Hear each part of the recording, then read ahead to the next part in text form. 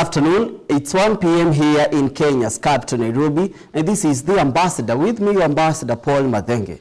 This is where we debunk global diplomacy and geopolitics. To our first story, as Uganda heads into its election season, some candidates are turning to unconventional methods to gain an edge. In eastern Uganda, Royce Mukite, a witch doctor, says she has seen a noticeable increase in visits from political hopefuls seeking supernatural help. Witchcraft is widely practiced in Uganda and in many areas is woven into daily life. In the capital, Kampala, it's not uncommon to see adverts from witch doctors offering to catch thieves, bring back lost lovers, and now to help politicians win the upcoming 2027 elections. Researcher Stephen Masiga says the secrecy around this practice is expected. However, not all candidates support such practices. Peace Halai, a Catholic running for parliament, says she has resisted calls to use witchcraft to boost her campaign. Some witch doctors prefer to be called traditional healers, but public association with them remains controversial. Let's take a listen.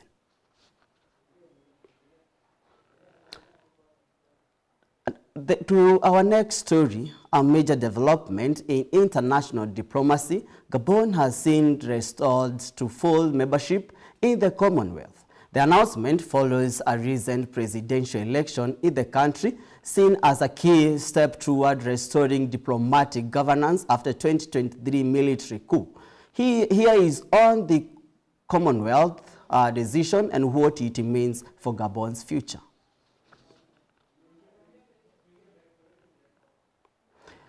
We will bring you the above story in our bulletin, but let us take our short break and then we'll come back.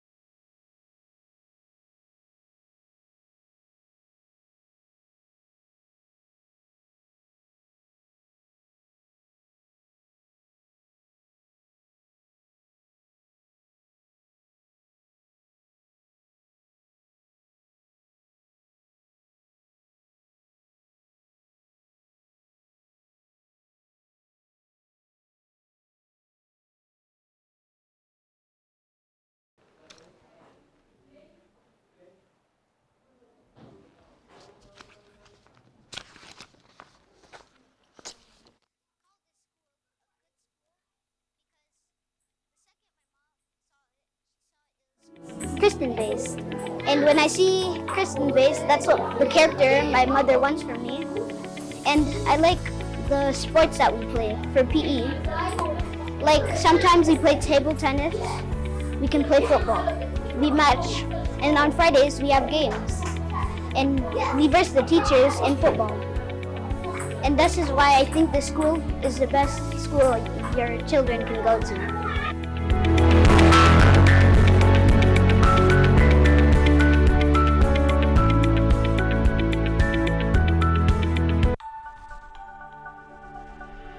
Everywhere, GBS. Welcome back to the Ambassador. We apologize for the technical issue that has occurred. And now let's take back to our previous story. As Uganda heads into its election season, some candidates are turning to unconventional methods to gain an edge. In eastern Uganda, Royce Mukite, a witch doctor, says she has seen a noticeable increase in visits from political hopefuls seeking supernatural help. Witchcraft is widely practiced in Uganda and in many areas, inwoven into daily life rather. In the capital, Kampala, it's not uncommon to see adverts from witch doctors offering to catch thieves, bring back lost lovers, and now to help politicians win the upcoming 2026 elections. Researcher Stephen Masiga says the secrecy around this practice is expected. However, not all candidates support such practices. Peace Halai, a Catholic running for parliament, says she has resisted calls to use witchcraft to boost her campaign. Some witchcraft prefer to be called traditional healer, but public association with them remains controversial.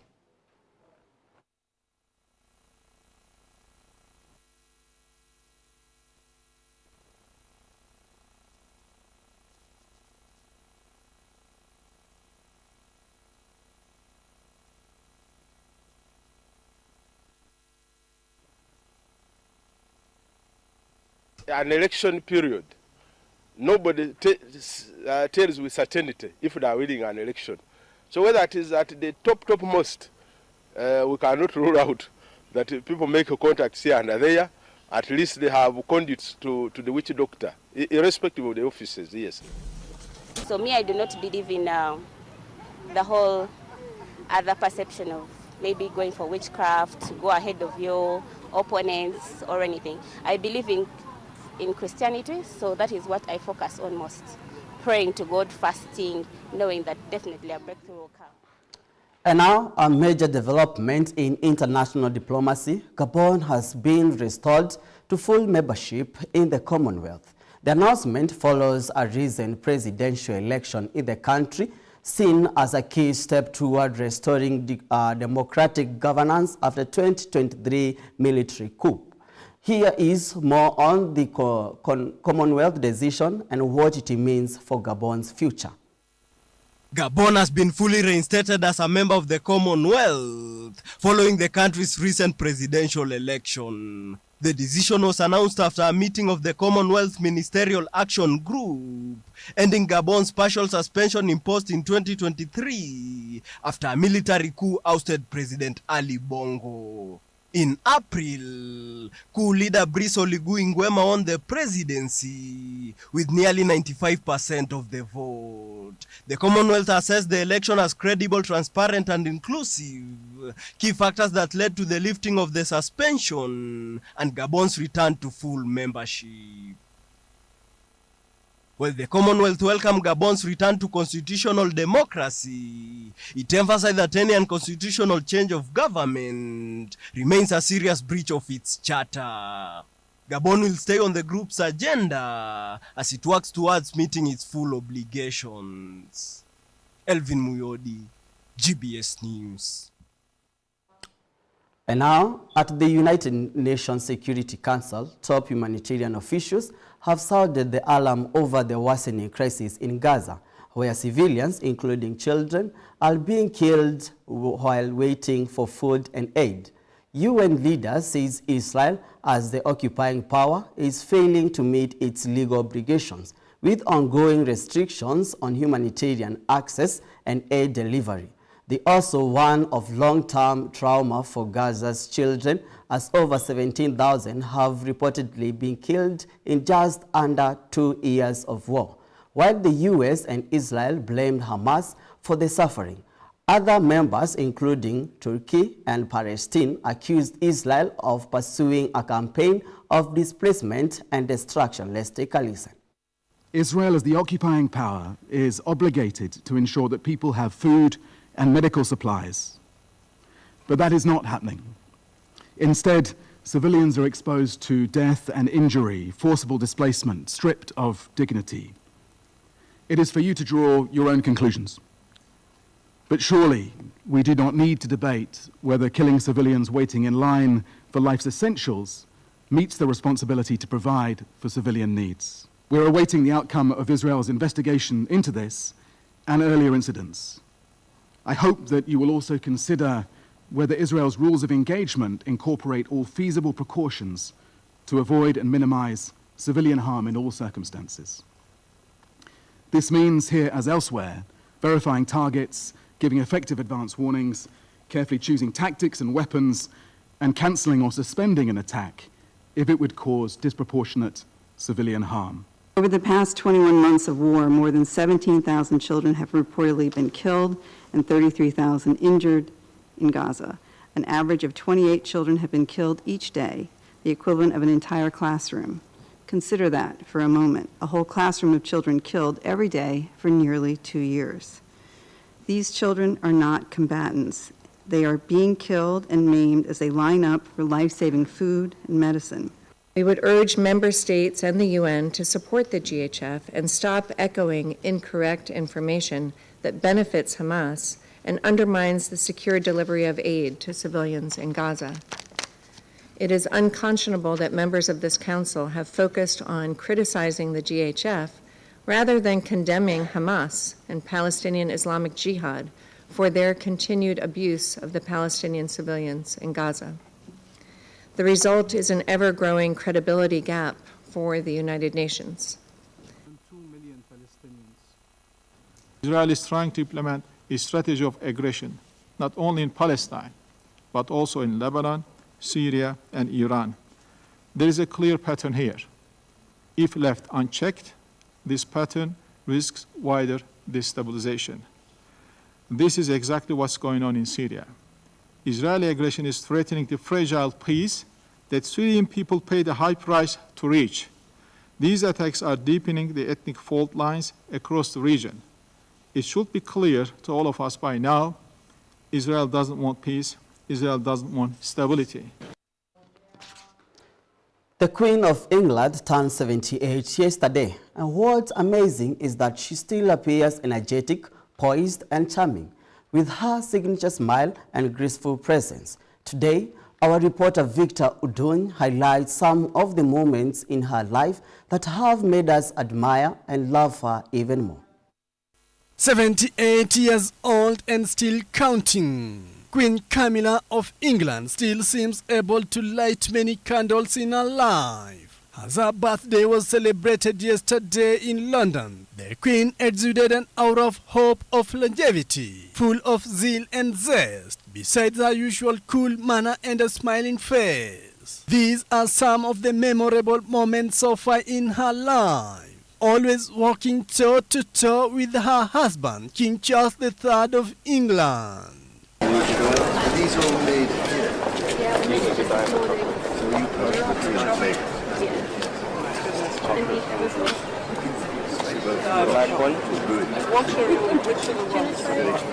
Love in pets.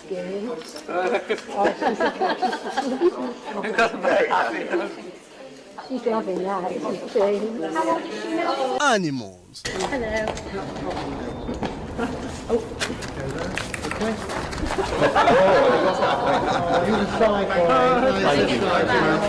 And art.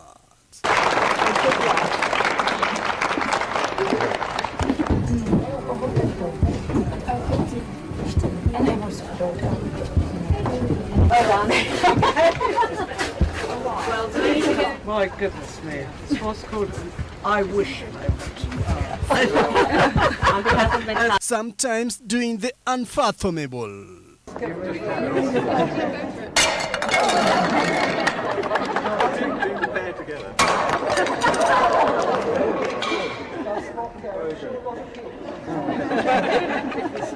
A fashion guru. Seems there is some slight specks of mud on the bottom of the petticoat, but not quite enough to potentially lead that through.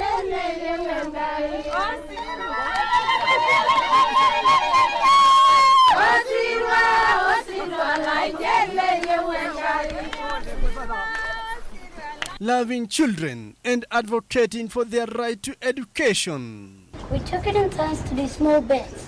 Year 3 make mosaics every year and it is usually linked to big events. Did you do special bits of it? I did a bit of the sleeve. Oh, you did the sleeve, right. And then a bit of this and a bit of that. Right, Scott, what about you? I did this outline and a bit of this.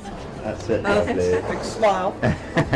Mingling with the youth. You see your ascendancy, and I am not throwing away my shot. I am not throwing away my shot. You know, just I'm a country, I'm young, scrappy and hungry, and I'm not throwing away my shot.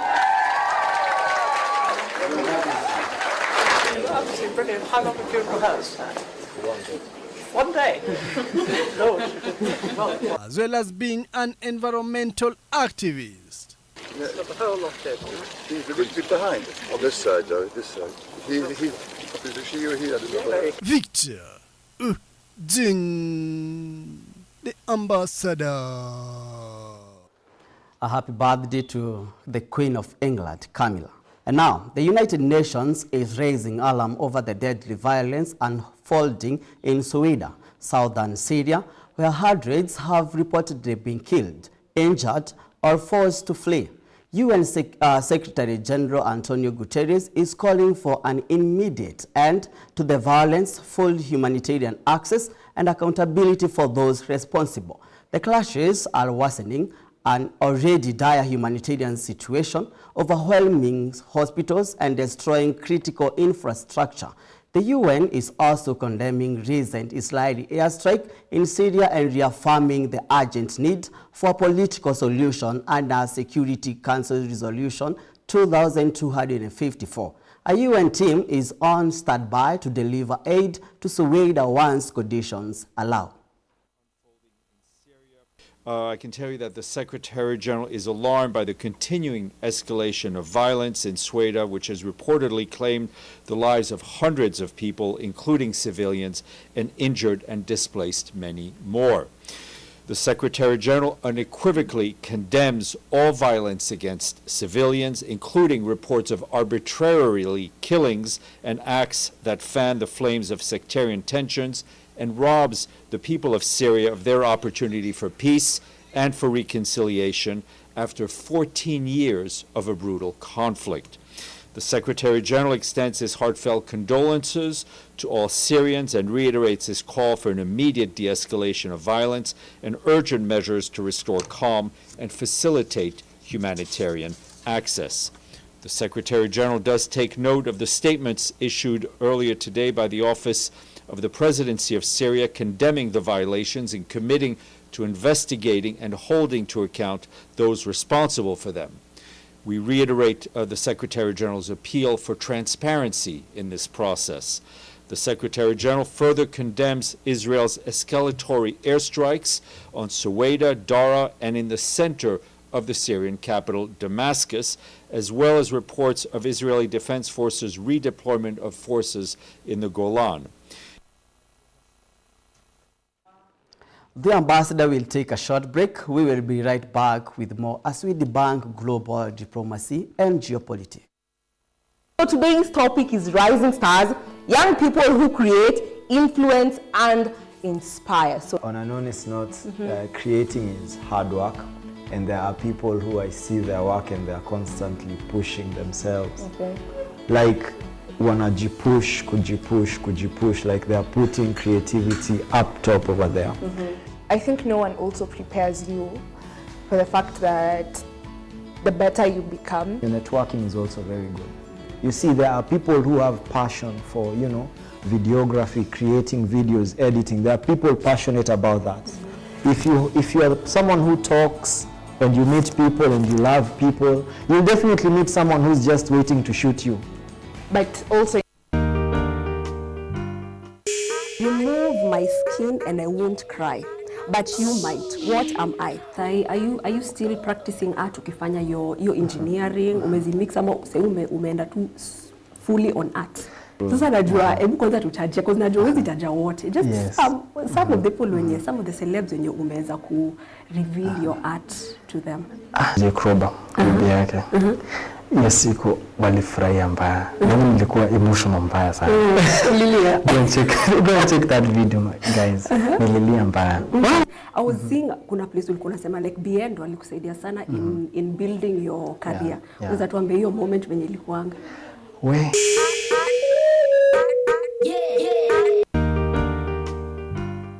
Hello, my name is Nyabio. I'm from Mahanim. Called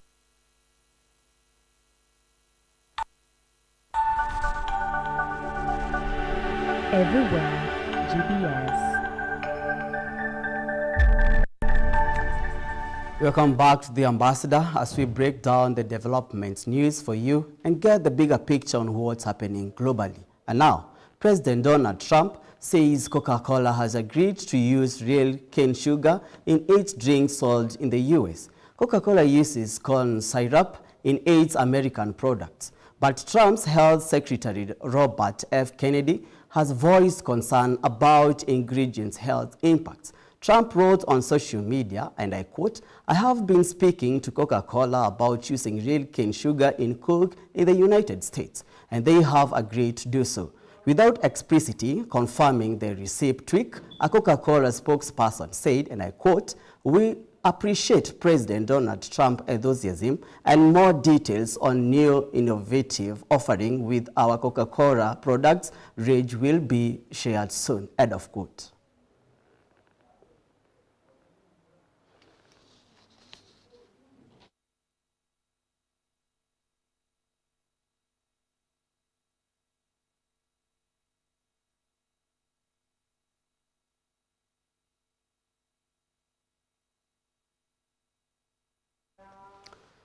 And now, with only 5 years left to meet the 2030 Sustainable Development Goals, experts warn that SDG 8, promoting decent work and inclusive economic growth, is among the most off-track targets. Speaking at the UN's high-level political forum in New York, labor experts and union leaders called for urgent reforms to protect workers' rights, formalize informal jobs, and expand social protections.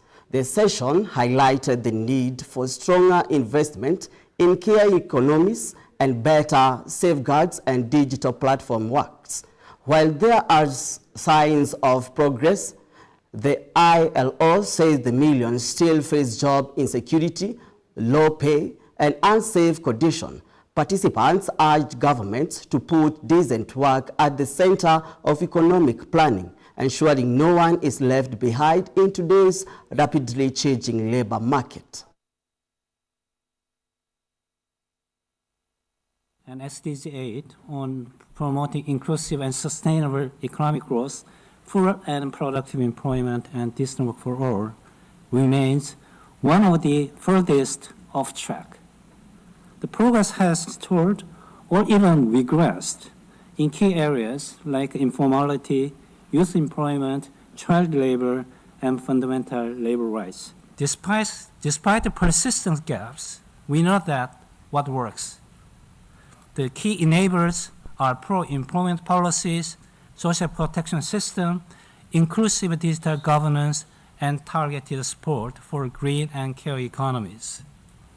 Public investment of just an extra 1% of GDP in the care economy over the next 5 years will yield an average GDP increase of more than 11%, as well as a 6.3% increase in employment. And trade unions all over the world are working to secure public investments in care. Only a strong multilateral system rooted in solidarity. And now, increased access to mobile phones and financial technology is transforming how people worldwide manage their finances. A new World Bank report reveals that a record number of adults in developing countries now have access to bank and mobile money accounts. With a notable increase in formal savings, the Global Findex 2025 report highlights how this financial inclusion is creating new opportunities, especially for women and low-income learners. Now, let us have more on the same.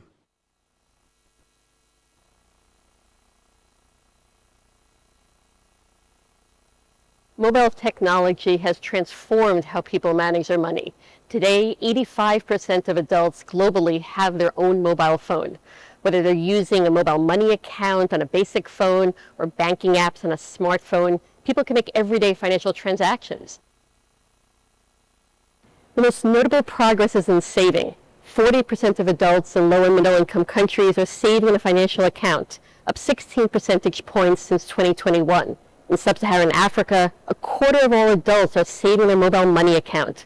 This shift is helping people save more frequently and safely using their local mobile money agents. Globally, the gender gap in account ownership fell to 4 percentage points. In low and middle income countries, 73% of women today have an account. That's up from just half of women a decade ago.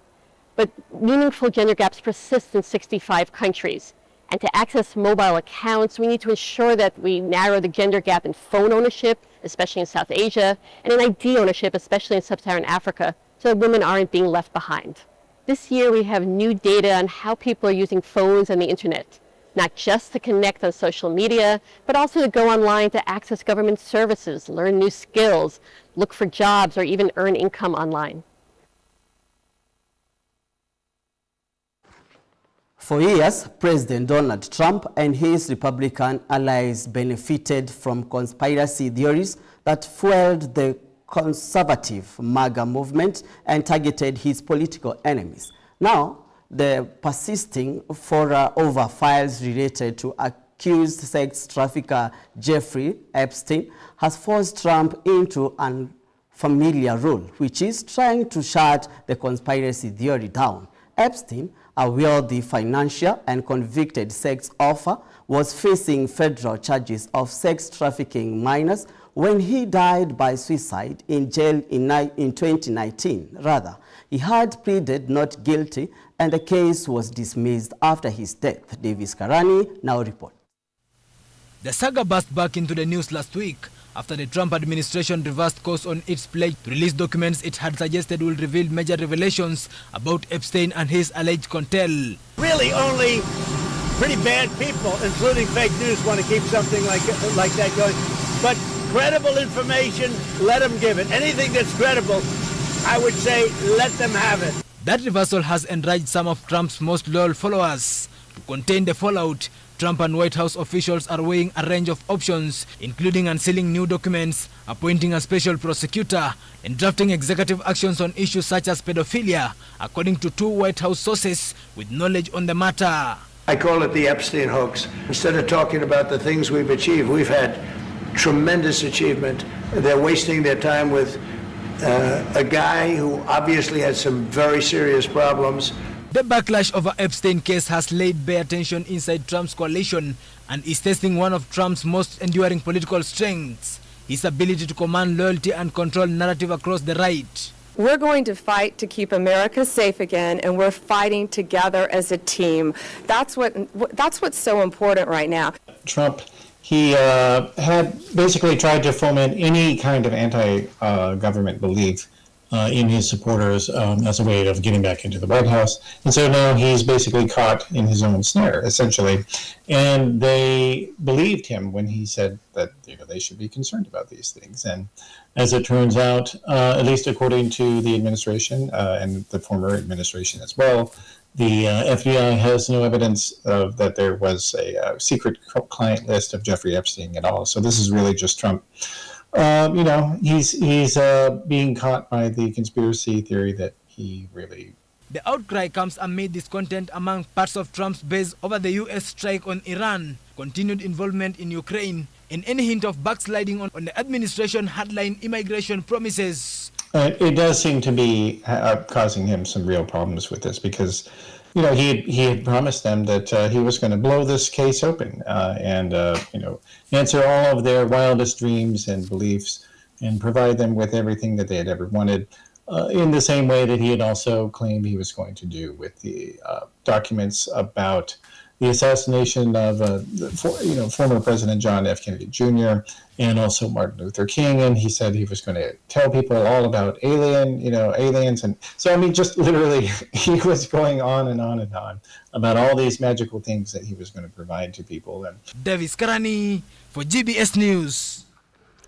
And now, the United Nations is marking 11 years since the downing of Malaysian Airlines flight MH17, which claimed the lives of 298 people over eastern Ukraine. Speaking ahead of the anniversary, UN spokesperson Stephen Dujarric said the Secretary General stands in full solidarity with the victims' families and honors their memory. The UN is also calling on all states to fully cooperate in efforts to bring those responsible to justice, in line with Security Council Resolution 2166 and findings on the Joint Investigative Team. We will bring you that more story later in our next bulletin. And now, that's all for today. With me, your Ambassador Paul Madenge on the Ambassador 1 p.m. Follow all of our story at GBS TV. It's updated throughout the day. I have been your Ambassador Paul Madenge. You can join us every Thursday and Friday as we debunk global diplomacy and geopolitics. Thank you for your time and company.